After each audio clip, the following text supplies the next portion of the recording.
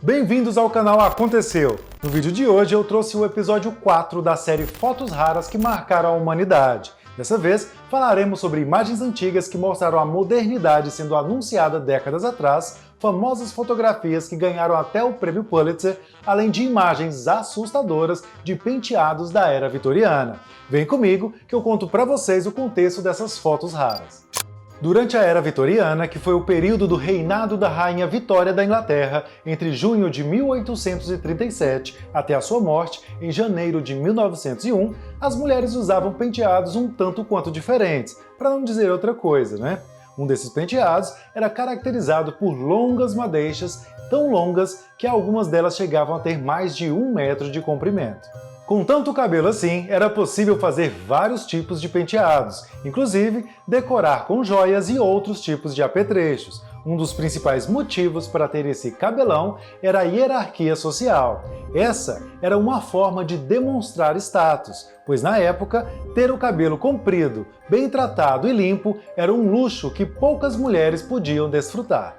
Até porque não era toda mulher que podia dedicar horas do seu dia para cuidar dos cabelos. Isso era uma prática só das madames da classe alta, as burguesas. E não se engane em pensar que as mulheres saíam por aí exibindo o cabelo. Na verdade, elas faziam penteados para deixar o cabelo preso, revelando o real tamanho apenas em apresentações artísticas ou para seus maridos. A segunda imagem do nosso vídeo tem uma história muito curiosa. Dizem que essa foto mostra a primeira câmera fotográfica do mundo, e confesso que até aqui nos bastidores do canal a gente ficou questionando o seguinte: se esta é a primeira câmera fotográfica do mundo, como eles tiraram a foto dela? Na imagem, podemos ver um equipamento gigantesco sendo montado por uma equipe. Diferente do que muitos sites divulgam por aí, essa não foi a primeira câmera fotográfica do mundo, mas sim a maior câmera da época em que a foto foi tirada. Chamada de The Mammoth Camera, a câmera mamute, ela foi construída por John Alvin Anderson, mas a ideia foi do norte-americano George Raymond Lawrence, que pretendia fazer fotos imensas de uma companhia ferroviária. O equipamento tinha cerca de 4 metros de comprimento e foi responsável por fazer uma das mais belas fotografias do mundo, medindo 1,35 por 2,40 metros. Então, na próxima vez que alguém mostrar essa foto e te falar que se trata da primeira câmera fotográfica do mundo, você já sabe muito bem qual é a verdadeira história.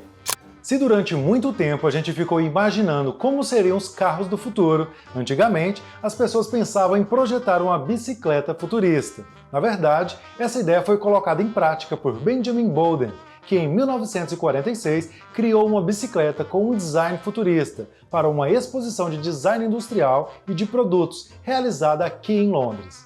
Mas aí você me pergunta, tá, Júlio, mas o que fazia essa bicicleta ser diferente das outras? Além do design, que tinha um quadro feito com 2 metades de uma concha de aço, que era uma peça inteiriça junto ao garfo dianteiro e o paralamas, o sistema da bicicleta era diferente até das bicicletas que temos hoje. O eixo de transmissão tinha um dínamo de cubo que armazenava energia ao descer uma rua e depois dava aquela ajudinha na subida. Além disso, a energia acumulada nas baterias também servia para alimentar o farol, a buzina e até um rádio embutido. Como não conseguiu investidores para o projeto aqui em Londres, Benjamin partiu para os Estados Unidos, onde encontrou um investidor que sugeriu fabricar o quadro em fibra de vidro ao invés de alumínio. Além disso, ele também substituiu o dínamo por um sistema convencional, com coroa, catraca e corrente. Chamada de Space Lander por causa da corrida espacial da época, a bicicleta só se tornou realidade em 1960.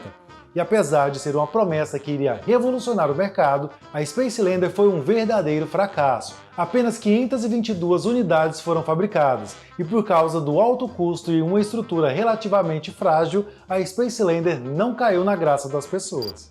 Se você viveu no fim dos anos 90 e no começo dos anos 2000, deve se lembrar que em algumas lojas que vendiam CDs, havia um fone que permitia que os clientes ouvissem os discos antes de comprá-los. Algo extremamente tecnológico para a época, até porque era possível escutar o conteúdo do CD antes de adquirir o produto. Mas fique você sabendo que essa é uma prática bem mais antiga do que vocês imaginam. O vinil, que surgiu na década de 1940, foi uma espécie de revolução no mundo da música.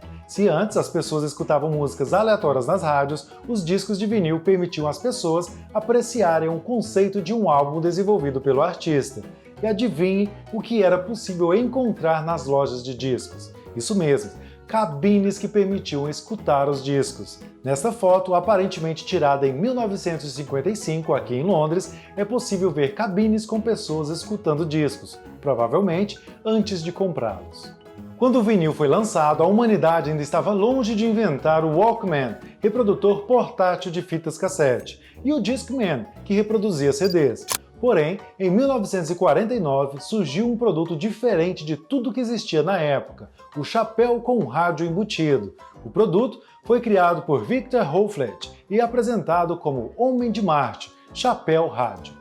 A publicidade do produto era bastante convincente. Geralmente, era feita com a foto de um jovem usando o chapéu rádio, acompanhada de um texto sobre as experiências incríveis que o jovem teve com o produto. E embora parecesse uma excelente ideia para a época, o chapéu rádio também foi um verdadeiro fracasso. Os anúncios perderam a força no começo de 1950 e o insucesso se deu principalmente por causa das limitações técnicas e pelo fato dos rádios domésticos terem um desempenho bem melhor. A ideia, em teoria, era genial, mas na prática não colou.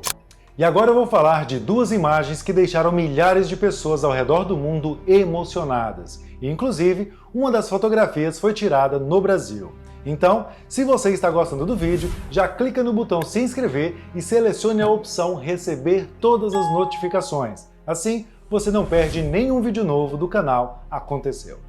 Em julho de 1967, um fotógrafo chamado Rocco Morabito dirigiu seu carro pelas ruas de Nova York em direção a um evento de pouca importância que acontecia em um dos bairros da cidade. E o que parecia ser um dia qualquer se tornou um dos dias mais importantes da carreira de Morabito. Tudo começou quando ele avistou dois homens que trabalhavam fazendo reparo na rede elétrica da região. Inicialmente, não estava acontecendo nada demais, até que Morabito percebeu que um dos homens estava pendurado de cabeça para baixo, enquanto o outro o beijava na boca. Mas como assim eles estavam se beijando pendurados no poste? Calma, não é bem assim. Acontece que Randall Champion, o homem que estava de cabeça para baixo, tinha levado um choque tão forte que ficou desacordado e teve uma parada respiratória. O beijo era, na verdade, uma tentativa de J.D. Thompson, o seu companheiro, de salvar a vida de Champion. Ele colocou o treinamento de primeiros socorros em prática, fazendo a respiração boca a boca até que o seu amigo voltasse a respirar. Morabito capturou o exato momento em que um beijo, vamos dizer assim, salvou a vida de Champion. Cerca de um ano depois, a fotografia deu a Morabito um Pulitzer na categoria Reportagem Fotográfica. Estar no lugar e na hora certa permitiu a ele fotografar o beijo da vida, como a fotografia ficou conhecida. A segunda foto que emocionou milhares de pessoas ao redor do mundo foi tirada em outubro de 2009, no enterro de Evandro João da Silva, que era coordenador do grupo cultural Afro Reggae, cujo foco era levar música, arte e cultura para as crianças carentes nas favelas do Rio de Janeiro. Ele foi assaltado e baleado mortalmente no centro do Rio de Janeiro. No dia do seu enterro, o garoto Diego Frazão, de apenas 12 anos, um dos alunos de Evandro, não conseguiu conter as lágrimas. O que chama a atenção da foto não é a imagem em si, mas a história por trás dela. Diego cresceu em uma região muito pobre do Rio de Janeiro. Quando pequeno, ele teve meningite e pneumonia, o que deixou algumas sequelas, mas mesmo assim, ele aprendeu a tocar violino. Na verdade, ele era um excelente violinista, algo que tinha aprendido com a ajuda de Evandro. A foto de Diego chorando no enterro de Evandro foi tirada pelo fotógrafo Marcos Tristão e chamada pelo jornal O Globo de uma das mais emocionantes da crônica carioca. E sabe o que deixa essa história ainda mais triste? Cerca de 6 meses depois da fotografia, Diego morreu vítima de leucemia. Quando a família descobriu a doença, já era tarde demais. E apesar da trágica história, Diego Frazão e Evandro João da Silva foram eternizados por uma fotografia que representa muito a realidade brasileira. Mas então, vocês gostaram de saber mais sobre a história por trás das fotos? Deixe o seu comentário e o like no vídeo, não te custa nada e você ajuda muito o canal. E agora você também pode ser um apoiador do canal Aconteceu. Nós queremos muito postar com mais frequência e, inclusive, gravar mais em lugares históricos, te levando em uma viagem na história. Para isso, contamos com o seu apoio. Confere o link na descrição do vídeo e veja como ser um apoiador do canal. Eu vou encerrando por aqui, um grande abraço e até o próximo Aconteceu.